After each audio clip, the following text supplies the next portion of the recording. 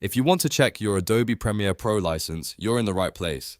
In this video, I'll show you two simple ways to see whether your Premiere Pro is activated with an active subscription, a trial, or an expired plan. This is really useful if you're troubleshooting access, checking billing, or just want to confirm your license status before opening a project. And if this tutorial helps, please take a second to hit the like button and subscribe for more easy software guides. Let's get into it. First, let's look at the fastest way, which is directly inside Adobe Premiere Pro. Open Premiere Pro on your computer as you normally would. Once the app is open, look at the top menu bar and click Help.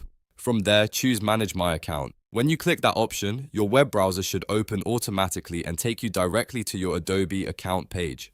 On that Adobe account page, look for the section called Plans and Payment. This is where Adobe shows your current subscription details. Here, you can see whether your account has an active paid plan, a trial plan, or no active subscription at all. You may also see billing information, renewal status, or an expiry date depending on your plan type.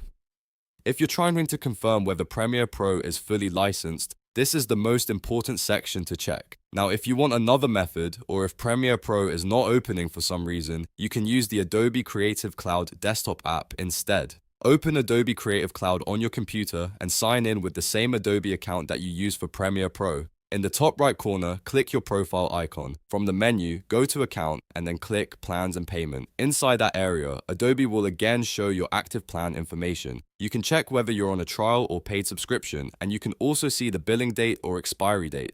This is a very handy way to verify your Premiere Pro license without having to launch the editing app itself. If your plan is active, then your license is valid. If it says trial or expired, then you'll know exactly what needs to be updated. If you don't see the information you expected, double check that you're signed into the correct Adobe account. A lot of people have more than one email address, and sometimes Premiere Pro is activated under a different account than the one they usually use.